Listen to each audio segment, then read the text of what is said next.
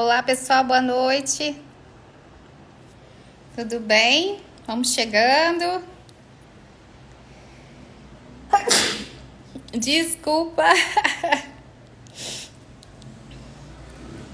Vamos lá, chegando, vamos conversar. Cadê o Fábio?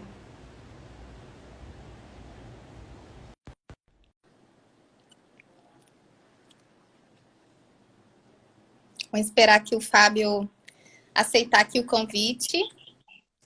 Aí, chegou. Apareceu. Boa noite a todos, a Boa todas. noite, Fábio, tudo bem? Tudo bem, e você? Tudo ótimo. Fábio, você sabe que a gente vai ter um desafio grande, né? Verdade. Falar sobre Porque dois assuntos bem complexos, né? sexta-feira, né? Fim de tarde, fim de semana, como diz outro, hora Verdade. de afrouxar a gravata. E nós Como chamando diria, o pessoal para como diria, falar sextou, sextou. sextou. Eu acho que a coisa mais difícil que tem, Camila, é dar aula na sexta-feira à noite, né? Não é? É, eu tô vendo que tem aluna aqui, ó. Acho que entrou aqui agora o Flávio. O Flávio pode falar isso, né, Flávio? Não é difícil dar aula de ergonomia na sexta-feira de noite? É difícil. Pois é, desse jeito. Mas vamos que vamos. Eu acho que é um assunto Vamos. assim bastante relevante, muito atual, né? Sim, E eu acho que isso já vai fazer algumas reflexões, né? Eu acho que o nosso objetivo aqui é levantar algumas questões e fazer com que as pessoas façam algumas reflexões ou definam, né, enfim, a sua linha de pensamento, a sua opinião em relação ao assunto. Gente, exatamente.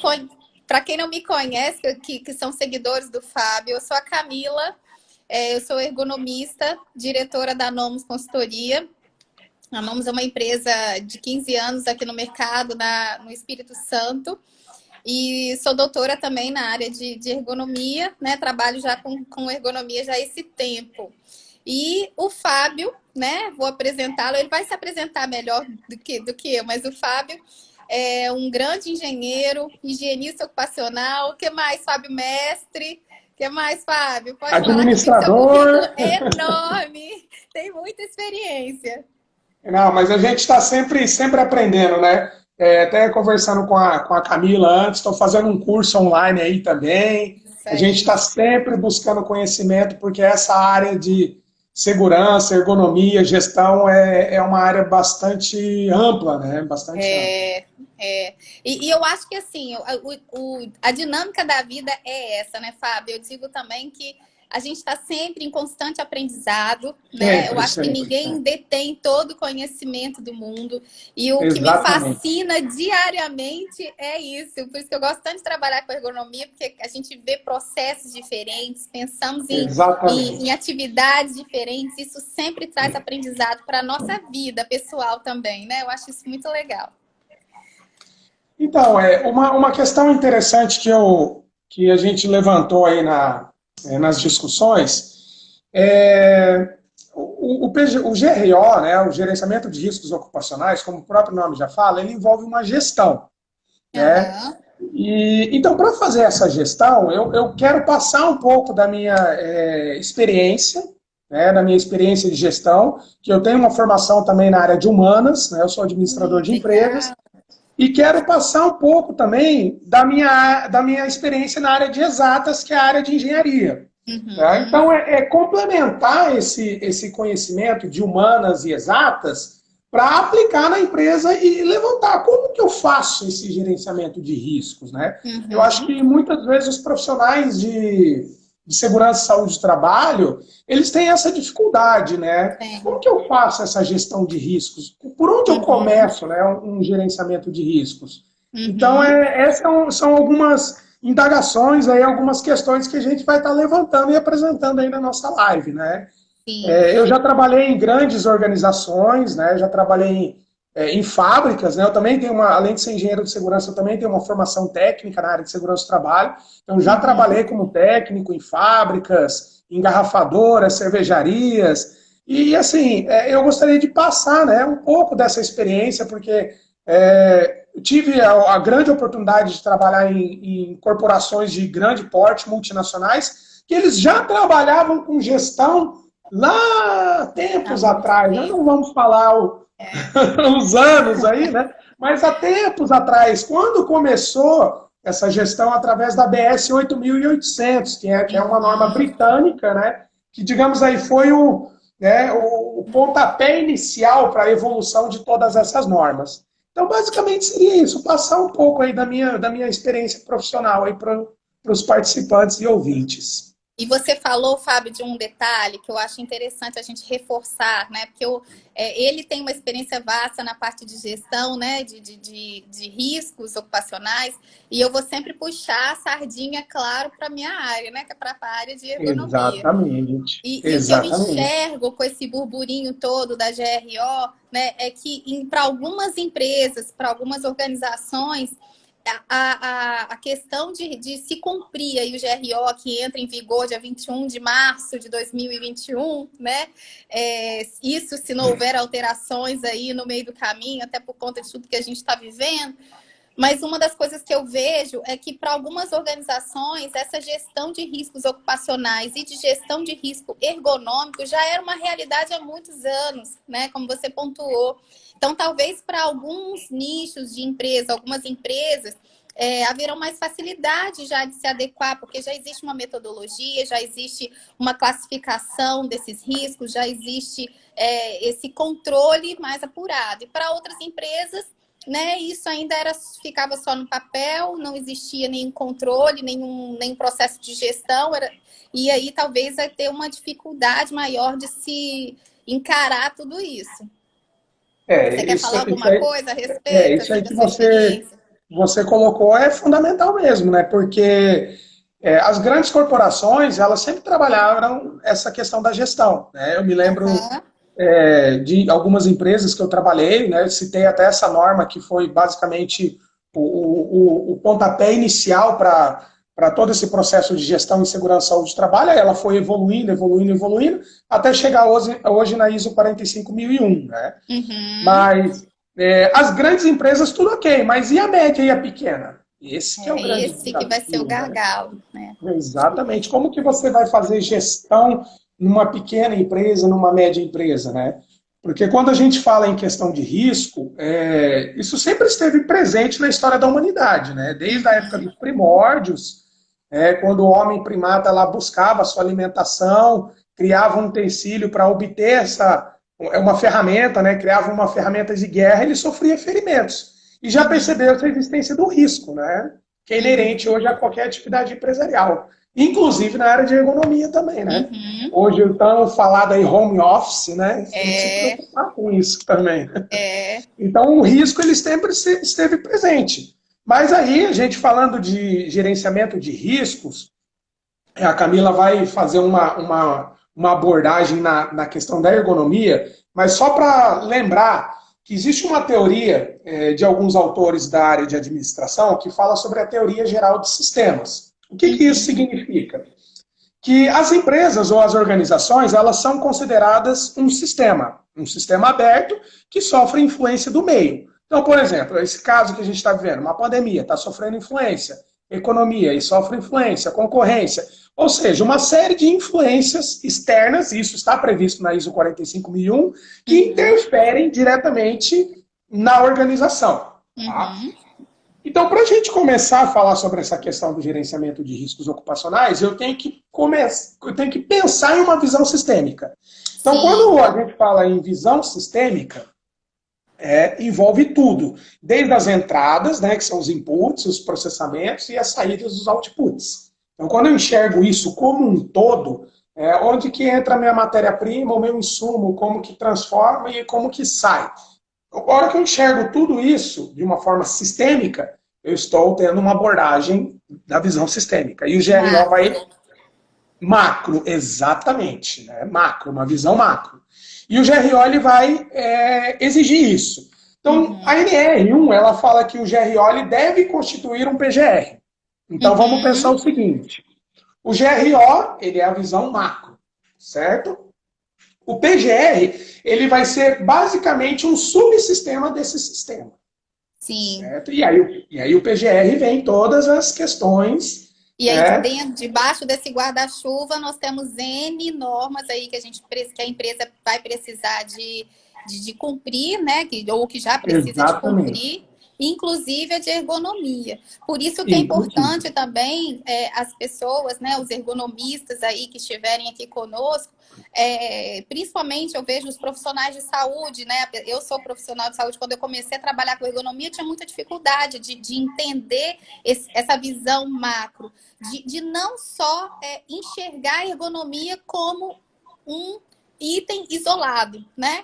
Mas de correlacioná-la às outras NRs, outras normas, às outras diretrizes que existem, né? E eu falo, não tem como a gente desmembrar saúde e segurança, não é impossível a gente desmembrar. Uma coisa se correlaciona, se complementa e se correlaciona com a outra. Exatamente, Camila, isso que você pontuou aí é isso que a teoria geral dos sistemas fala, né? É uma visão macro, eu tenho que entender essas interligações, né? Então, eu costumo explicar também em algumas aulas que eu ministro que a empresa é um sistema, ela é formada por subsistemas. Então, os subsistemas são as áreas organizacionais, logística, marketing, produção, né? Pesquisa e desenvolvimento e por aí vai. Então, se a gente fazer uma analogia, puxar isso para a NR1, basicamente é isso, GRO, um sistema macro, né? Formado por subsistemas que vai envolver o Programa de Gerenciamento de Riscos, e aí você tem as particularidades aí, né? Todo o espaço confinado, altura, PPRA que está com seus dias contados, né? Daqui menos de um ano aí, a norma já foi publicada aí, basicamente teve um enxugamento, né? Mas ainda nos remete aos limites da CGH, enfim. Então, isso vai incluir tudo, e vai entrar tudo como um subsistema de um sistema macro, né? E aí tem um ponto que fala... Oi. Não, e completa, pensando aqui no que você está falando, quando a gente fala, né, que, do tempo aí de vigência do PPRA, né? O PPRA contemplava, lá na NR9, não é isso? Os riscos químicos, físicos e biológicos, né? Exatamente. Na verdade, hoje, o PGR, ou o GRO, né? Na verdade, ele vai dar essa mesma continuidade do que era já abordado ou identificado dos riscos do PPRA. Nós vamos continuar identificando os riscos químicos, físicos e biológicos. Exatamente. Porém, os ergonômicos e os de acidentes, né, que nós teríamos aí mais dificuldades de mensurá-los ou de identificá-los, né? Vamos começar falando da identificação para depois mensurar. Porque eles são riscos aí mais subjetivos, né? E aí, claro que a metodologia e aí que é o gargalo, aí que eu acho que eu fico meio preocupada de como que isso vai acontecer. Na área de ergonomia, isso não é tão simples assim, né? Porque são N fatores, né? Macroergonomia, microergonomia e por aí vai. Muitas vezes você não consegue juntar todo mundo no chamado GHE, né? Ou Grupo Homogêneo de Exposição, ou Grupo de Exposição Similar. Cada postura é uma forma, cada medida do corpo humano é uma forma, enfim. Então, a NR17 ela é mais complicada nesse sentido. Mas isso está previsto lá na NR1, a organização deve considerar as condições de trabalho nos termos da NR17. Isso aí. Então, assim, a gente vai ter um leque muito grande, né? Tanto para profissionais da área de segurança, higienista ocupacional, ergonomia, vai ter que ser uma equipe multidisciplinar. Sempre lembrando, não esqueçam desses conceitos básicos de administração. Visão sistêmica de processo. Lembrem-se disso, vocês vão precisar aplicar isso na empresa. Visão sistêmica de processo, teoria geral dos sistemas. Pesquisem isso, tem vários autores que falam sobre essas questões. Então, busquem esse tipo de conhecimento, tá? Isso é fundamental para você começar a entender essa estrutura hierárquica. Basicamente, você vai ter uma estrutura hierárquica para implementar esse gerenciamento de riscos. Beleza. Bom, e voltando aí nesse gancho da ergonomia, né? Como é que vai ficar essa estrutura agora? Na verdade, agora a gente vai precisar, e com a entrada aí do GRO, né? nós vamos precisar de fazer a análise preliminar de risco no primeiro momento, né? No segundo momento, identificamos ali quais são os riscos ergonômicos, realizar a análise ergonômica propriamente dita, né? E no terceiro momento, traçar aí o plano de ação, né, para fazer a gestão aí desses riscos ergonômicos.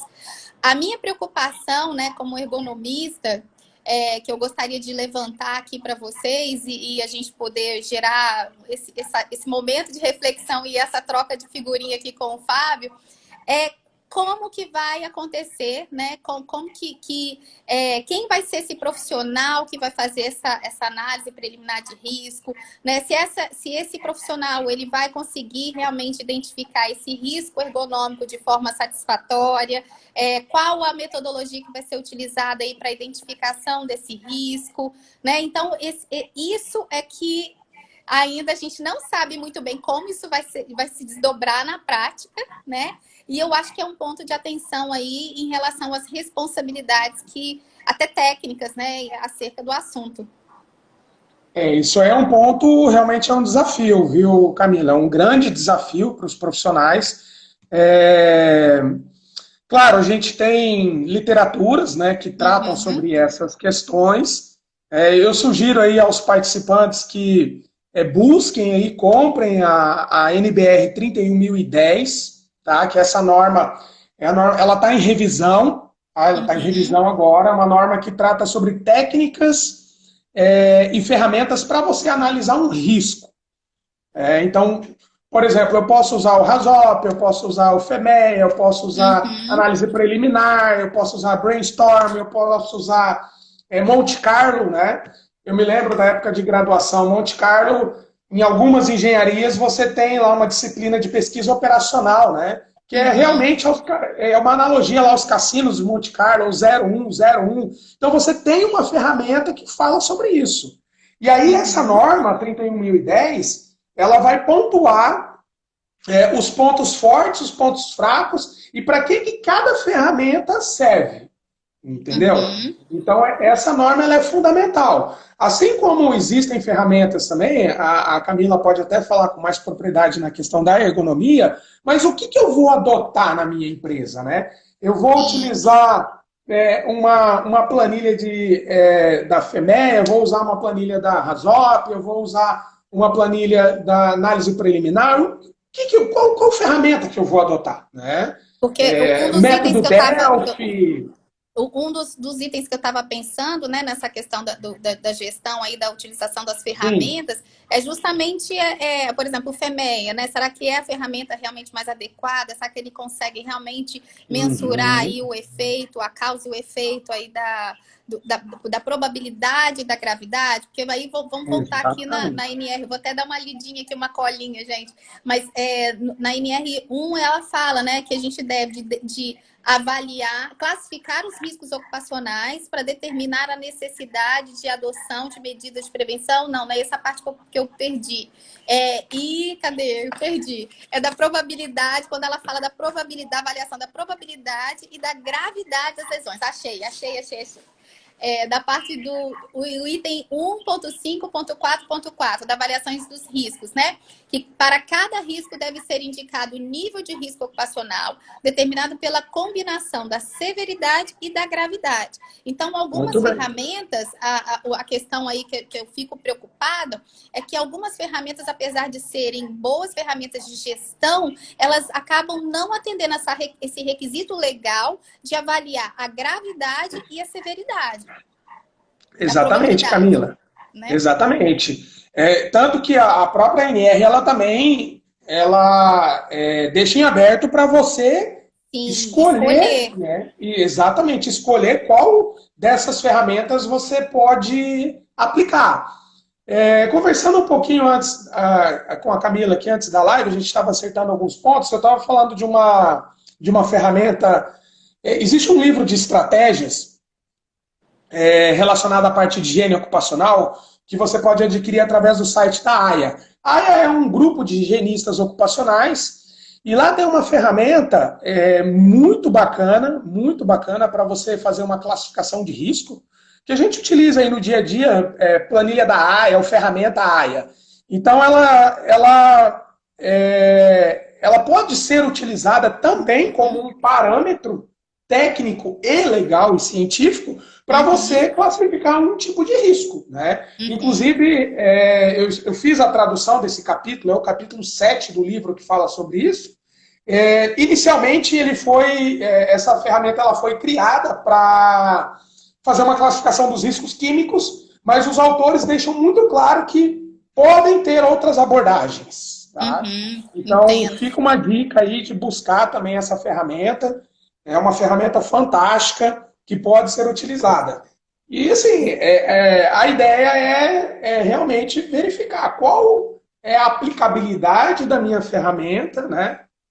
Ou do meu processo de gestão, porque se eu falar de uma fábrica, se eu falar de uma instituição de ensino, se eu falar de um boteco, se eu falar de um restaurante, você tem métodos diferenciados, né, para fazer uma gestão. E aí é o nosso desafio, né? Tanto para o profissional de engenharia, quanto o profissional de ergonomia, isso aí agora é esse grande desafio, né? Esse vai ser o gargalo da vez, né?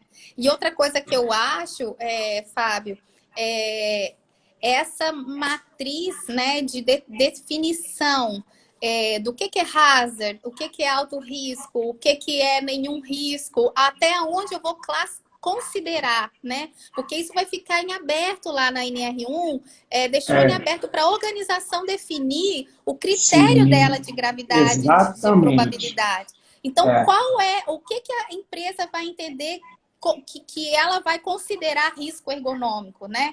Então, será que ela até fala, a NR1 fala que deve ser realizada uma investigação, uma análise mais apurada quando houver casos de doenças ou lesões, né? Mas e aí? Será que os médicos, eles vão realmente... Eu sou médica da empresa, será que eu vou dedurar a minha empresa desse risco, né? A clínica de saúde ocupacional, será que ela vai levantar, identificar isso aí? Então, isso é um outro desafio. Eu costumo... existe um decreto que ele trata... É um estudo já epidemiológico, né? Que isso vem desde a época lá do Bernardino Ramazzini, lá em 1700 em Modena, na Itália, que, na verdade, esse médico que ele fez todo esse estudo de relação de causa e efeito, né? Hoje o INSS chama de nexo técnico epidemiológico previdenciário. E existe um decreto que eu costumo falar que é um processo reverso, né? Que você pode fazer. Eu sempre oriento isso aos meus alunos, aos cursos aí que eu ministro, entrar no decreto.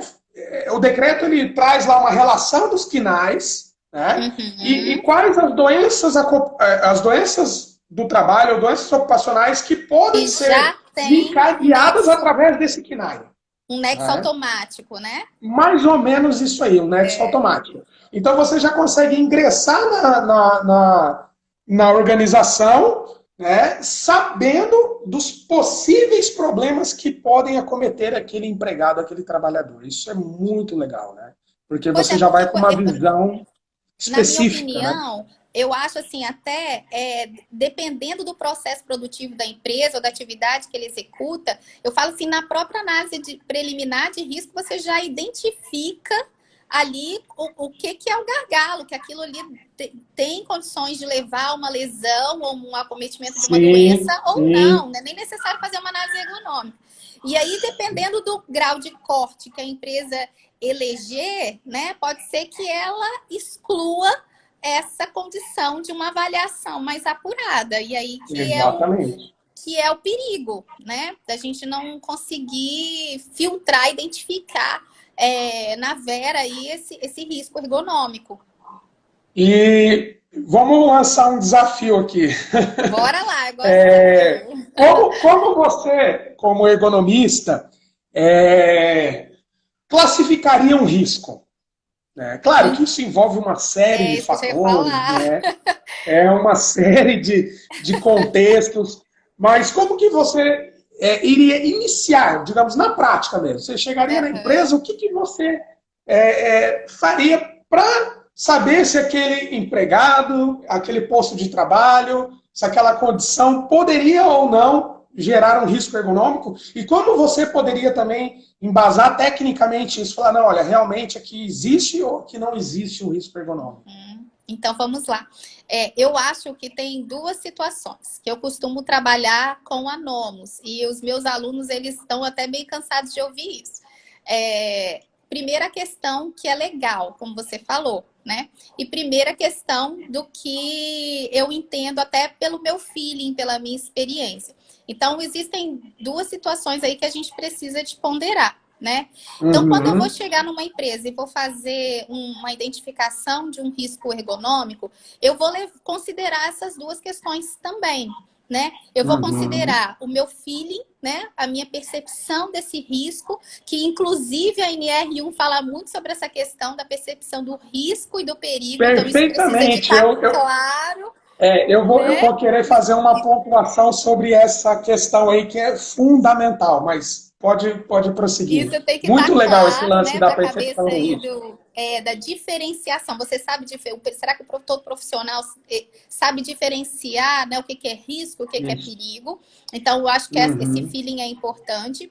E depois eu vou partir para a parte técnica. Então, eu vou tentar me embasar em alguma evidência. Até eu falo assim, quando eu dou aula na pós de engenharia de segurança, eu falo com os meus alunos que tira esse conceito de que ergonomia é subjetiva, né? É claro que existe o lado aí da subjetividade, mas em algumas coisas a gente consegue provar por A mais B, né? Se é A ou se é B. Então, existem algumas ferramentas ergonômicas que a gente consegue usar, são ferramentas que são validadas internacionalmente, são ferramentas que são reconhecidas. A questão é saber utilizá-las, né? A gente tem uma gama aí por exemplo, a gente tem uma gama de aplicativos, vou fazer uma analogia, uma gama de aplicativos, mas você tem que saber utilizar o aplicativo certo para cada situação que você demanda, né? Então, dependendo da situação, você vai utilizar uma ferramenta, dependendo da demanda, você vai utilizar outra ferramenta. Então, esse é o diferencial que um bom ergonomista sabe utilizar. Inclusive, tanto aí nesse caso, eu evidencio tanto para fazer a análise ergonômica, quanto para você evidenciar o caso aí de uma perícia ergonômica, né? Que eu acho que vai ficar bem alta também. Eu trabalho dessa forma, Fábio. Muito interessante. Não, realmente, trazer um pouco aí dessa experiência. Mas um ponto que me chamou a atenção, quando você falou dessa questão das ferramentas, por que elas foram... sim, elas têm um critério, uma validação científica, né? Mas por que elas foram desenvolvidas? Mais voltado para a questão, vamos colocar aí... segurança do trabalho, né? Não é que eu estou separando da ergonomia, mas quando a gente fala, por exemplo, num risco mecânico, um risco de acidente, né? Tem um buraco lá na fábrica. Bom, eu posso enxergar de uma forma, né? A Camila pode enxergar de uma outra forma, o encarregado enxerga de outra forma, e todo mundo enxerga de uma maneira. Por quê? Porque a gente não adotou um critério científico, um critério técnico para avaliar aquela condição de risco, né? Então, para mim, pode ser um risco muito grande. O funcionário pode cair ali, se machucar. Para a Camila, mas não, o funcionário passa longe. Então, é muito subjetivo. Por isso que essas ferramentas elas foram criadas, né? Elas foram desenvolvidas. E tem um ponto muito legal que a norma traz aqui, que a Camila citou também, que é uma das abordagens ergonômicas, que é a percepção do risco. Isso aí é fundamental. É fundamental. Eu me lembro, quando eu estava finalizando o meu mestrado, eu tive um professor que era simplesmente apaixonado por ergonomia, e ele que foi o meu orientador, né, que ajudou eu a finalizar a minha dissertação, e aí a gente trabalhou muito essa questão da percepção do risco, né? E assim, é complexo, não é algo tão simples, mas a nível mundial, alguns estudos científicos demonstram que essa percepção do risco ela é menor no início da jornada de trabalho. Né? A Camila também pode complementar essa questão. Por quê? Porque o metabolismo do trabalhador, ele ainda não se adaptou àquele ambiente. É o famoso assim, o cara tá dormindo ainda, né? É. Ele tá na máquina, ele ligou a máquina, ele colocou a chapa lá na dobradeira e tal. Ele viu, ele sabe que existe o risco ali, mas ele não percebeu o risco. Por quê? Aham, Porque existe essa questão da percepção. É uma questão fisiológica, metabólica, né? aham. Então, o camarada não se adaptou ainda. Então, não que a gente tem que ter uma atenção maior, específica no início da jornada ou no término, né? Que o trabalhador já fez hora extra, está cansado, levou porrada do chefe e por aí vai. Mas esses dois extremos de início e término, a gente tem que ter uma cautela um pouquinho maior nessa questão da percepção do risco, né? E a norma ela Uhum. deixa muito claro isso, ó. Consultar os trabalhadores quanto à percepção dos riscos ocupacionais, envolvendo a CIPA. Olha, Envolvê-los, né?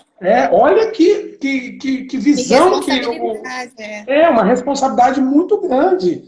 Porque você, além de ter o conhecimento técnico e científico da percepção do risco, você tem que envolver a CIPA também. E não é tão Uhum. simples assim, né? Porque Uhum. eu tenho uma percepção, a Camila tem outra, o encarregado tem outra. É complicado, né? É muito É. difícil. Eu cito só para fechar essa questão da percepção aqui. Eu estou fazendo um trabalho numa indústria, numa indústria de beneficiamento de grãos, bem complicado, tem vários espaços confinados, moedas, e assim, para os trabalhadores que estão lá há muito tempo, ingressavam sem as normas de segurança nesses locais, então para o camarada que a percepção dele, ele já não enxerga mais aquilo como risco, é uma Já atividade habitual. acostumou com aquela condição, né? Acostumou. Nós que estamos de fora, a gente já visualiza de uma outra forma. Então, como criar despertar essa questão da percepção no E, trabalhador, né? e essa questão da percepção, além da questão de você ter acostumado com aquela condição, ela vai depender também muito das experiências, até técnicas ou experiências até de vida, né? Que a pessoa pode ter Exatamente. vivenciado para Sim, que sim. leve ela a despertar, né, para uma melhor Uhum. percepção de risco ou não.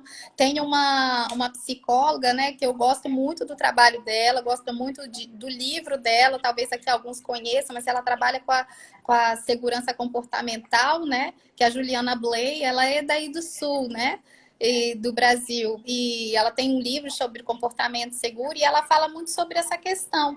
E mesmo a gente falando de ergonomia, né, é evidente aqui que você vê isso claramente na NR1, quanto que é importante você saber identificar o risco e o perigo, né? E aí eu acho que Uhum. é importante a gente considerar, ponderar também essas interferências, porque às vezes o que é evidente para mim, ou o que como fala, lógico para mim, talvez para o trabalhador, para o colaborador que está É, ali, ele não vai ser, né? Então é importante. E aí você é, traça, né, uma sugestão de melhoria mirabolante, né? Eu falo assim, aquelas sugestões da NASA, né? Você acha que você que não vai resolve nada, criar um né? super equipamento que vai solucionar todos os Verdade, problemas, e às vezes o que é evidente, latente ali para o colaborador não é aquilo que você tá verdade. levando para a empresa.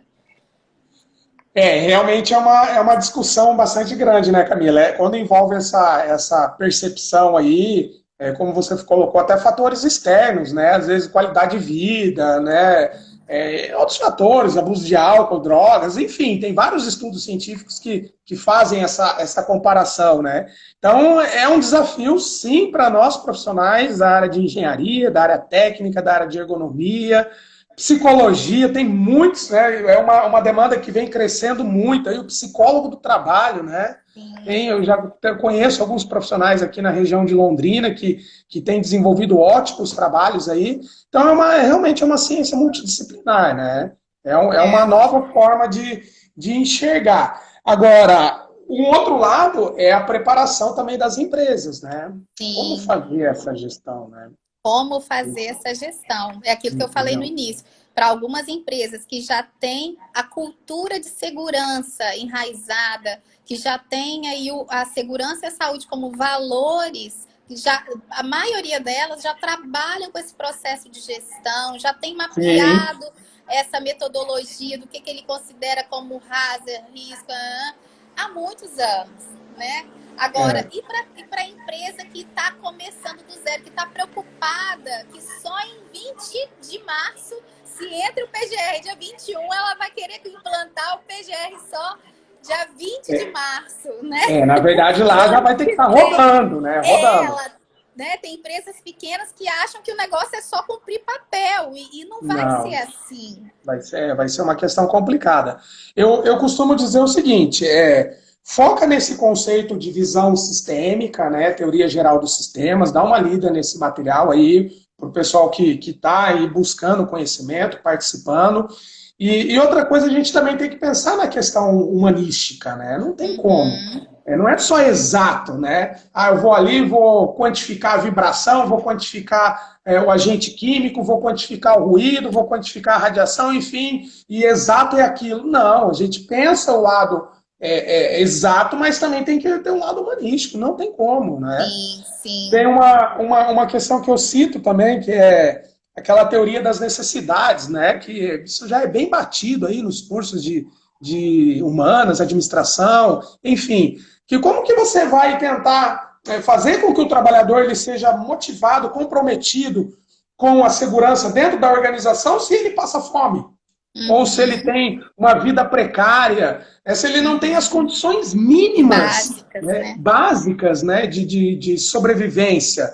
Então a gente também tem que avaliar esse contexto. Essa é a visão sistêmica. Isso já é batido aí em livros, né, toda a literatura. Então como que eu vou trabalhar o comprometimento dele dentro da empresa, a sua percepção de risco, se ele não consegue nem atender se ele não tem nem essas necessidades básicas atendidas, né? Você sabe Olha que que você desafio. falando sobre isso, Fábio, me faz lembrar de uma condição que eu já fui muito criticada em relação a isso, mas é no que eu Aham. acredito, acho que é bem parecido com o que você está evidenciando. É sobre o uso das cintas abdominais. Certo, Os estudos realizados cientificamente, todos já comprovaram que não há eficácia em relação ao uso das cintas. Mas a certo. realidade do nosso país, né, pela limitação econômica e de condições básicas, como Sim, você está sim. falando, né, Aham. é muito complexa, né? E por algumas situações, eu encaro, eu acredito que, mesmo não havendo evidência científica do benefício do uso das cintas, eu acredito que nesses casos seja importante utilizar. Não Entendi. como prevenção de falar assim, não, Uhum. agora ele está usando, ele não vai ter nenhum problema de coluna. Mas porque às vezes é a única alternativa a ser feita para melhorar a Uhum. condição de trabalho. Sabe em É. qual situação que eu vejo? Assim, por exemplo, esses entregadores, eu vejo até muito entrega de pequenos mercados, de pequenas Uhum. padarias, né? E aí vem aquele entregador que ele saiu da fábrica, vem trazer o produto e encontra uma diversidade de situações, subir escada, Sim, sim. lugares apertados, pouco ventilados, Cada e ele lugar é vai um. subir no MOOC. Não existe. É, Como que você vai criar um é. dispositivo, sendo que cada Não dia ele tem. está num lugar diferente? Não Tem existe, não como existe. criar? Não Não tem. tem. E aí, você vai deixar essa condição ao Léo? É, Você vai deixar, é. porque o estudo científico falou que não tem? Sim, Poxa, sim, sim. entendeu? É Então, complicado. é Isso é complicado. uma realidade aí, por exemplo, os entregadores mesmo. Os O cara vai lá na entregadores. vendinha lá daquela cidadezinha, vai no supermercado, vai abastecer. Cada condição, cada local é uma condição, não tem Porque como, você né? vê uma condição dessa, né, de um risco ergonômico desse porte, num outro país que tem uma condição mais financeira, mais estruturada, você tem pequenos dispositivos que podem auxiliá-lo, mesmo que seja um Sim, negócio sim. pequeno. Mas no nosso Uhum. país, gente, é É o que a gente difícil. enxerga no dia a dia, tá muito É longe difícil. disso. É E aí difícil. eu fico meio incomodada, né? Com essa questão. Será que a gente, por causa de um estudo científico, você não vai trazer o mínimo de conforto ali, não vai melhorar um pouco ali? Pelo menos É, aquele empregado usando a cinta, ele vai falar assim, opa, eu tenho que agachar o joelho, dobrar o joelho para pegar o peso. Alguma realmente. coisa vai dar uma ajeitada ali. É uma forma de solução, né? Isso aí vai ter que incluir, né, digamos aí, a legislação NR1, ela determina duas questões básicas, né, na gestão dos riscos, básicos, é o mínimo, É. né? Você pega aí, eu sempre cito algumas normas, né, que é a NR10, que é a eletricidade, a 33 espaço confinado e a 35 altura, né? Então, o que essas Uhum. normas, elas têm uma convergência entre si. Elas falam assim, eu tenho que estabelecer as condições Básico. mínimas de trabalho para o meu empregado, tá? O gerenciamento de riscos, ele fala o mínimo que tem que ter é um Uhum. inventário e um plano de ação, tá? Uhum. Então, o inventário você vai levantar os riscos, né? E o plano de ação você vai determinar quais as ações com base nos riscos levantados. E um outro ponto que chama atenção na norma também é o chamado processo contínuo. Se você for Uhum. lá no item 1.5.4.4.6, ele fala assim: a avaliação de riscos deve constituir um processo contínuo. Pessoal, muito cuidado com essa palavra. Vamos sair um pouquinho das exatas e vamos lá para humanas, tá? Aonde eu vou encontrar isso? Ciclo PDCA para controle de processos. Uhum. Batido já. Todo mundo já ouviu falar daquele Todo mundo negócio. conhece. Gira o ciclo, gira o ciclo, gira o ciclo. É isso que vai ter que ser feito, não tem nada novo, né? Mas efetivamente vai ter que ser implementado, né? Isso aí. Então, isso é o processo contínuo. Processo contínuo, os japoneses chamavam de Kaizen, né? Já ouviram falar disso aí? É o É famoso Kaizen, né? Processo de melhoria contínua. Então é contínuo. isso, contínuo, né? Então, aí tem lá as periodicidades, né? A cada 2 anos, ou quando a empresa 2 anos, já 3 anos tem. para a empresa certificada. Isso, exatamente. Mas é um processo contínuo. É um monitoramento contínuo, né, dessas ações que devem ser realizadas. Então, são pontos que precisam ser levantados aí no gerenciamento de riscos, né? E que com esse processo contínuo, assim eu espero, né, que caia por terra aquelas empresas que, eu fiz análise ergonômica 2 anos atrás, Camila, vem cá fazer análise ergonômica de novo. Aí você vai olhar a condição, né? Mas você implantou alguma coisa e aí tá tudo É, do mesmo jeito. Então, é a nossa verdade. expectativa aí como ergonomista é que haja aí, né, implantação, melhorias, alguma coisa precisa, né, de mudar na prática. Só falta colocar lá na análise ergonômica a validade, né? O válido até É, os ergonomistas piram, né? é, é Mas frustrante. é demais, eu imagino, porque a ergonomia aquilo, É é dinâmico, orgânico, né? é Todo dia, né? Não dinâmico, tem como, não tem como.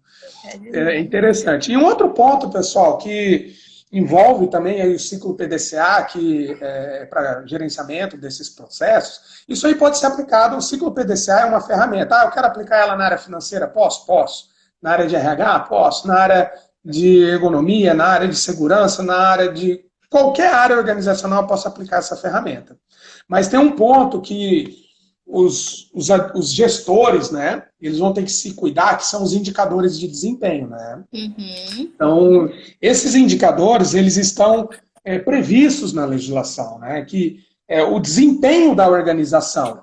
Então, eu sempre cito também um grande guru aí, Deming, que foi o estatístico aí que começou esses estudos de controle estatístico de processo, que falava sobre indicadores de desempenho. Eu preciso monitorar, eu tenho que ter um Uhum. indicador, né, um número para gerenciar aquele determinado processo. E a gente tem que ter esse viés de criar esses números. Nós que vamos Sim, definir os nossos indicadores, né? Então, a quantidade de ações realizadas. Hoje existem programas, softwares que que auxiliam nesses. fazem isso automático. Mas a gente tem que ter em mente de criar esses indicadores, né? Eu cito um exemplo, né? Nas minhas aulas, nos cursos, eu falo assim, você chegou lá numa pizzaria, né, num restaurante, aí você fez um pedido, aí você olha lá no relógio o tempo que você começou a rodar. O garçom foi lá, passou para a cozinha, voltou e entregou seu pedido. Quanto tempo demorou do processamento do pedido até a entrega a sua pizza, o seu prato? Isso é um indicador, é chamado de lead time. Entendeu? A gente tem um indicador que eu vou medir. Então eu tenho que levar isso para a nossa área de segurança do trabalho e também para a área de ergonomia, né? Quando eu falo com os meninos, dos meus alunos, eu falo assim que a gente precisa tem gente que, como eu falei, né? Porque ergonomia é muito subjetivo, né? E aí eu falo, vamos começar a correlacionar esses dados da ergonomia com as outras áreas. Então, tem empresa que fica ali contabilizando, por exemplo, atestados. Porque esse mês nós recebemos 20 atestados. Tá, mas e que dado traz esse indicador, né? Qual a informação relevante esse indicador está te trazendo? Então, vamos começar a olhar por uma outra forma, né? Esses atestados, eles foram por qual motivo? Foi por CID-M, que geralmente são de doenças musculoesqueléticas, por exemplo. Esse CID-M, então, peraí, vamos destrinchar isso melhor. Qual foi a área que teve maior ocorrência? Foi a produção, foi a manutenção, foi a operação, né? Ótimo. E aí, vamos lá na análise ergonômica agora. Qual é essa atividade dessas pessoas, dessa população aqui que está levantando ou entregando esse atestado? Eles são mecânicos. Então, como é que estava a análise ergonômica desse mecânico? Como que está o grau de risco nessa análise? Será que está tudo conversando? Então, qual é o custo? Quanto que a empresa está gastando de dinheiro com esse afastamento? Então, vamos trazer indicadores, né, que realmente possam agregar informações relevantes. Exatamente. Senão não faz sentido, muito né? Hoje eu vejo aí uma dificuldade muito grande, né, dos profissionais de segurança e saúde, de uma forma em geral, que é você quantificar essas ações, né? Quanto que custa realmente um trabalhador afastado por uma doença musculoesquelética, uma lera, uma DORT, um acidente? Quanto que custa isso em números, né? Isso aí. Porque se a máquina para lá, o empregador ele já sabe, eu parei de produzir tanto, custou tanto. Agora, o camarada sofreu um acidente, ficou afastado, quanto que custou isso aí? Eu sempre... Oi? Só para pegar um ganchozinho aí dessa frase do que você está falando, só para fazer uma correlação, gente, porque nós estamos passando por um momento de crise, né?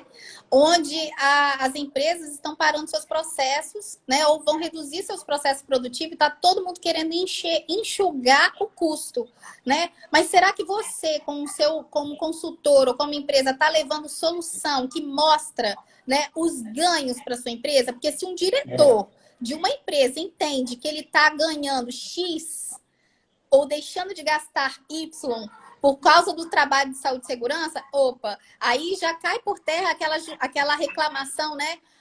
Porque ninguém reconhece o trabalho da saúde e segurança. Exatamente. Ninguém reconhece o trabalho da ergonomia. Já cai por terra. Essa questão aí dos custos, eu sempre volto um pouco no tempo, é uma norma já bem antiga, mas que muitos profissionais esqueceram dela. Eu estudei lá na época do curso de Segurança do Trabalho, que é a NBR 14.280. Então, essa norma ela é muito interessante, ela traz modelos de fichas de como que você calcula um acidente, modelos de como você investiga, estatísticas, né, as famosas taxas de gravidade, taxa de frequência. Isso é indicador, pessoal. É a partir daí que eu começo a gerenciar esses processos. Lembra lá a pesquisa de Deming, um pouco desse autor fantástico, né? Começou a escrever sobre controle estatístico de processo. Então é a partir daí que a gente vai começar a trabalhar. Isso é fazer gestão. Aqui em Londrina, antes de ter toda essa problemática aí da pandemia, questão de 2, 3 meses aproximadamente, eu recebi 3 notificações de empresas que foram notificadas, inclusive uma delas foi autuada por não fazer gestão. Tá? Então, no termo de notificação é muito claro, né, do Ministério da Economia, né, antigo Ministério do Trabalho, já vem lá no auto de infração, o Ministério da Economia, né, que as empresas elas foram notificadas e uma delas foi autuada por não fazer gestão. Uau! Que, aí, ó. exatamente. Então aí teve toda essa problemática, aí as empresas pararam, né? Enfim. Mas é uma situação que realmente vai demandar conhecimento técnico, científico, humanístico e por aí vai, né?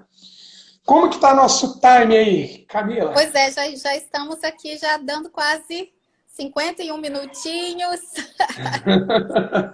Nossa, Pessoal, passou rápido, hein? Passou rápido. Eu acho que a gente vai ter que fazer a parte 2 desse bate-papo, Fábio. A parte 2. Pessoal, eu quero deixar aqui para vocês, tá? Algumas pessoas até já perguntaram que eu vi, Fábio, se essa live vai ficar gravada. Eu vou deixá-la aqui disponível nas 24 horas, tá? Nós vamos tentar baixá-la depois. E aí a gente deixa depois no YouTube ou tenta transformá-la em IGTV, tá bom? Para quem não teve oportunidade ou quiser retomar algum ponto, né, que foi discutido, para que... Aí, ó, o pessoal tá falando que tem que ter parte 2, ó. Olha, se tiver alguma dúvida, aí vai mandando, aí a gente vai conversando. Vamos pensar na parte 2, né? Como diria, to be continued. Outra coisa que eu vou sugerir, eu vou deixar aqui no canal do Ergonomia na Prática uma caixinha. Então, se alguém quiser depois fazer alguma pergunta ou fazer uma sugestão para a parte 2, fiquem à vontade. Eu acho que o legal é isso mesmo, a gente se discutindo e agregando valor a essas discussões. E eu queria também fazer um convite aí para todos os participantes, ouvintes, né? Sigam a gente lá nas redes sociais. Na quarta-feira eu vou estar fazendo uma oficina, tá, de gerenciamento de riscos ocupacionais, uma oficina totalmente gratuita. Então a gente vai ter um tempo a mais. Fique à vontade. Sigam a gente lá. Quem tiver o interesse pode mandar. Fábio, eu tenho interesse aqui de participar, então eu vou filtrando lá, porque depois eu preciso enviar o link da plataforma. Então a gente vai trabalhar mesmo uma oficina, né? Da estrutura, como surgiram, basicamente o que a gente trabalhou aqui na live de uma forma um pouco mais consistente, né? Então, estão todos convidados aí, né? Dia 22, tá? Sigam a gente lá, mandem informações, eu vou estar respondendo, né? Para poder pegar esse contato e depois gerar o link, mas vai ser bem legal. Eu já fiz isso, acho que semana retrasada, não me recordo muito bem. O pessoal participou, foi muito legal, gostaram, disponibilizo os materiais lá, o slide que eu uso, tal. O conhecimento ele tem que ser disseminado, né? A gente, é isso aí, é nisso que eu acredito também. Está sempre estudando, nunca vamos ser detentores de todo o conhecimento, nunca é impossível. Estou fazendo curso online, eu comentei com a Camila aqui antes, né? Então agora a gente está aproveitando aí como está essa paradeira, estudando, lendo aí materiais, fazendo cursos também, se capacitando, porque a hora que voltar, a gente vai voltar com tudo mesmo. Isso que eu acredito. É o conhecimento, né? Tem muita gente chorando as pitangas aí, mas existem estratégias que a gente pode conseguir fidelizar os nossos clientes. E saindo, essa crise vai passar, ela não vai perdurar a vida inteira. E saindo disso, a gente tem que estar preparado tecnicamente, emocionalmente, né? Exatamente. De toda forma. Né? Não é fácil, né? Ficar em home office tem é um desafio muito grande, desafio psicológico, inclusive, né? Não é fácil, mas a gente tem que aproveitar esse tempo também para nos capacitarmos, né? Buscar novas estratégias, porque o que prevalece hoje de um profissional é o conhecimento, né, pessoal? É isso aí. Eu acho que é uma riqueza que ninguém nunca nos tira, né? Se você chegar numa empresa e tiver o conhecimento de como fazer, como resolver, acabou, né? Então, Tenho programações aí, sempre estou estudando. Aqui na região é um pouco carente de curso, aqui na região de Londrina, então estou sempre indo para São Paulo, para fora. Tinha já algumas programações na minha agenda desse ano, mas já teve que mudar tudo. Mas tá Então bom, é isso aí. A gente semestre tá aí. não podemos parar, não podemos Não, parar. Sempre imagina. estudando, sempre buscando conhecimento. Então, como diria aí, save the date, né? Marquem a data. Dia 22, oficina aí com o professor Fábio. Mandem Legal. aí no nosso Instagram lá, Fast Consultoria. Eu vou estar respondendo, pegando contato de vocês, fazendo o link. E a gente vai tocando o barco aí que, na hora que entrar em vigor essa questão do gerenciamento de riscos, todos vão estar aptos. Tá Não todo tem mundo muito segredo, é alinhado. gestão, pessoal. É aliar aquilo lá, ergonomia, questão humanística, questão técnica, questão de engenharia, e aplicar isso. Tá? Na verdade, quando eu me lembro lá da BS 8800, que ela foi evoluindo, já falava de tudo isso aqui. Não é novidade nenhuma. Mas falar, mas é tudo novo, NR1 é novo, gestão, ciclo PDCA. Não tem nada novo, é que as empresas nunca aplicaram, né? Essa é a diferença. É verdade. Bom, pessoal, muito obrigada pela participação de todos vocês, né? Sextou, mas a galera ficou. Que Muito legal. obrigada. Bom feriado para vocês. Não sei aí como é que vai ser em outros estados, mas aqui no Espírito Santo, na segunda-feira, será também feriado. Então, nós vamos ter um feriadão para ficar em casa. Mas pessoal, bom final de semana e obrigada, viu, Fábio, mais uma vez aí a sua disponibilidade, ao compartilhamento de conhecimentos. Poxa, encantada assim com a sua grandeza, assim. Obrigada mesmo por compartilhar tanta coisa boa com a gente. Pessoal, muito obrigado aí por participar. Como eu disse lá no começo, é difícil estudar sexta-feira à noite, né? Não é fácil. Mas eu agradeço a atenção de todos. O que precisar aí, estamos à disposição. Muito obrigado e um bom final de semana. Bom final de semana para todo mundo. Tchau, tchau. Tchau.